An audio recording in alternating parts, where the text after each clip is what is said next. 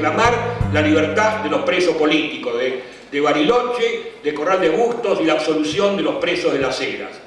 En primer lugar, antes de darle lugar a los oradores, vamos a proyectar una película filmada en Corral de Bustos, por los compañeros de Corral de Bustos.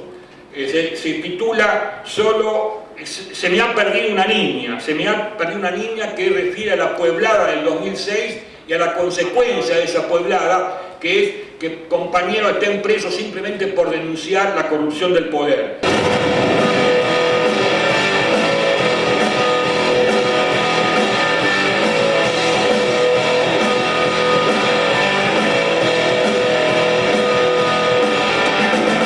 Bueno, vale, una reflexión sobre el apoyo acá a la gente desde Corral de Bustos. Bueno, la verdad que uno creo que hay que difundir que pasen en esta Argentina estas barbaridades, que tenga que haber gente que está presa por haber ido a pedir justicia a crímenes aberrantes, y que la justicia, la policía, en vez de dedicarse a solucionar el problema, haya actuado contra la gente que se levantó en esta verdadera pueblada, y que al día de hoy, después de tantos años, siga habiendo gente presa. Creo que es importante que un reclamo del interior como este se conozca acá, que todo el mundo se solidarice con ellos y con todos los presos políticos, porque sigue habiendo presos también en Las Heras, en Bariloche, hay más de 5.000 procesados y permanentemente avanza la judicialización contra los que luchan.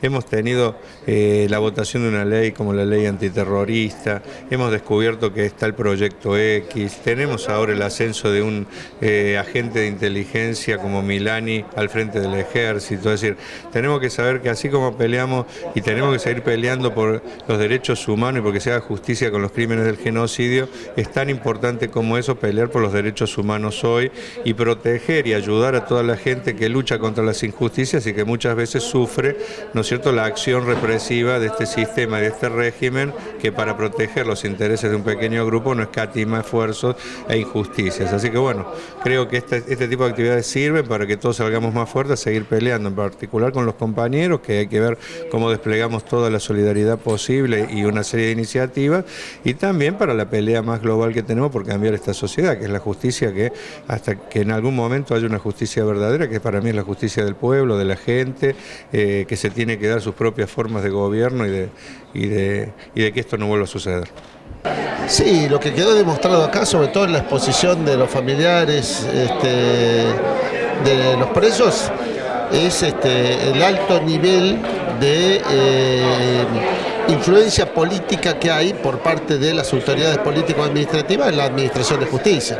Eso está claro, es decir, cuando se llega a estos estadios es que efectivamente cae todo lo que tiene que ver con el Estado de Derecho, y los jueces pasan a ser punteros políticos, que es lo que ha pasado en esta causa. Le voy a pedir una reflexión sobre el caso Milani. Sí.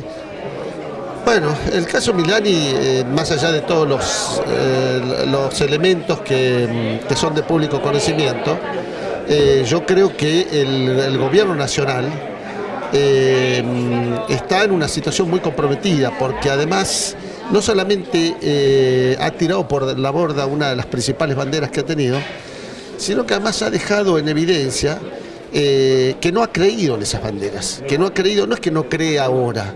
El caso Milani demuestra que el gobierno no ha creído, no creía cuando eran gobernadores de Santa Cruz, no creían cuando eran diputados y senadores, me estoy refiriendo al matrimonio presidencial, y no creen ahora.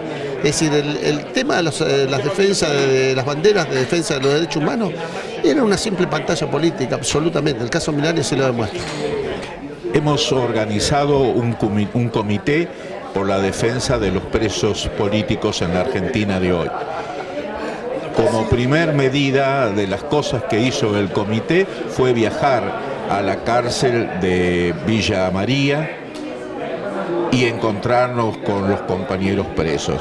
Para mí fue una circunstancia muy especial, porque yo fui durante varios años docente en la Universidad de Villa María. Y ahora este viaje no era para dar, como di entonces, un seminario sobre derechos humanos y filosofía del trabajo, sino para ir a participar activamente en una defensa de los derechos humanos. Y uno ve, yo ya llevo más de 40 años en estas prácticas de dar clases y defender los derechos humanos, y las circunstancias han cambiado poco. Defendí los derechos humanos en la década del 60, en la del 70, con dictaduras. Luego defiendo los derechos humanos con gobiernos elegidos por la gente, gobiernos constitucionales. Pero desgraciadamente para mí, que hace más de 50 años que me recibí de abogado y casi 50 años que defiendo los derechos humanos, veo que esa lucha hay que seguir haciéndola, que más allá de los discursos, algunos de buena fe, otros que no son de tan buena fe, la realidad concreta es que la vulneración, la conculcación de los derechos humanos es una desgraciada práctica que acompaña la historia argentina. Como ya soy parte de esa historia, 5 décadas defendiendo derechos humanos, me da en estos momentos mayor tristeza, porque defender los derechos humanos cuando están las dictaduras es una obligación ética, moral, profesional, que algunos, no todos, tomamos en esas épocas, en las épocas más difíciles. Pero ver que han pasado ya tantos años y que todavía tengo que seguir haciendo esas mismas prácticas es lo que me genera, diríamos, este dolor. Yo soñaba cuando estaba en el exilio que a la vuelta al país ya no tendría que defender los derechos humanos, que simplemente podría dar clases teóricas.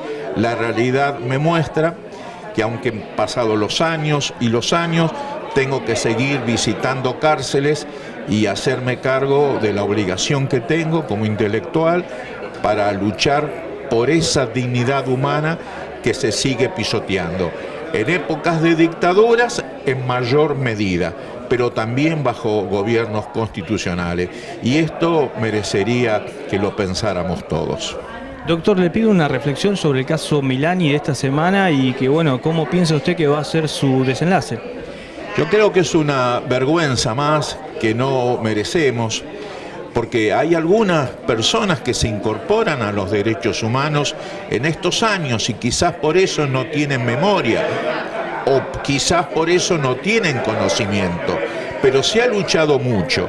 Hay demasiada muerte, hay demasiado dolor, hay demasiado sufrimiento de muchísimas generaciones de argentinos para que un gobierno mal asesorado, en el mejor de los casos, o burlándose de los que no traicionamos las banderas de los derechos humanos, tengamos que enfrentar en estos días esto que más que una contradicción es una realmente violación de la memoria histórica, y hace que uno tenga que pensar si valió la pena que tantos compañeros hayan entregado hasta su vida por defender una vida social para todos, que la vemos que es puesta en juego de una forma tan ligera que duele y avergüenza.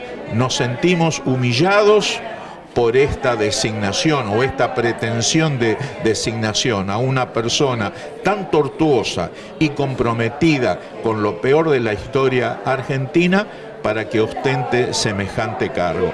Esperemos que esto que está más o menos frenado se frene completamente e insisto, no dejar una huella nuevamente de vergüenza en nuestra historia. Bueno, una actividad movilizadora, más allá de algunas contradicciones que son legítimas. El significado es que no lo hicimos en alguna barricada, que también sería importante, en la calle, o que lo hacemos siempre, sino en este edificio de mierda, ¿no? Un edificio del sistema. Hacer esto por la libertad de los presos, denunciar la corrupción del poder, sobre todo la corrupción de la justicia, en un edificio como este no es poco. Ya lo habíamos hecho la otra vez cuando hicimos un acto para denunciar la complicidad de Macri con el trabajo esclavo y la trata. Hicimos en este edificio una reivindicación de la lucha armada del 70. Hoy hacemos esto para exigir, no para reclamar ni para pedir, para exigir la libertad de los presos políticos, la libertad de los presos de Bariloche, que están presos simplemente por requerir alimentos. Lo de Corral de Bustos, ustedes vieron, hoy se explicó muy extensamente y con mucho detalle toda la corrupción que hay alrededor de esa causa y lo injusto que es que estén presos. Y también pedimos por la absolución de los presos de las Heras y por el desprocesamiento de los 5.000 luchadores que están procesados, como por ejemplo Vilma Ripoll. Bueno, este es el saldo de este acto, estamos conformes y seguiremos trabajando. Le pido una reflexión sobre el caso Milani y cómo cree que va a ser el desenlace en esta semana. ¿Cómo va a ser el desenlace? No lo sé, porque hay una presión popular muy grande y hasta un organismo como el CELS ya se dio vuelta. Prácticamente nadie defiende la cosa de Milani. Pero esta es una demostración más que este no es el gobierno de los derechos humanos. Creyeron que iba a pasar, que no iba a armarse el despelote que se armó. Y se armó lo que se armó, porque Milani, más allá de los detalles y del soldado, era partícipe fundamental de una organización criminal como era el Batallón 601. De ahí se creó buena parte de la inteligencia que secuestró a nuestros compañeros y todo lo que pasó en la época de la dictadura. Milani no era un perejil, era un factor. Y haberlo designado, simplemente lo designaron porque es kirchnerista. Ese fue la razón que lo llevó a designarlo. Creyeron que iba a pasar, con muchas cosas que pasan, no pasó. Y confiemos que la semana que viene esto se termine. Creo que sí, porque el gobierno ya no puede aguantar esta presión popular que es unánime, porque hasta dirigentes de derechos humanos que están tan cerca del gobierno como Estela Carlotto y algunos otros ya se han expedido. Desde ya llévense ustedes y llévense a los familiares y espero que los podamos ver todos en un próximo viaje. Un saludo grande y pedirle fuerza porque los vamos a sacar de ahí y vamos a hacer justicia con los verdaderos culpables que son los que tendrían que estar en lugar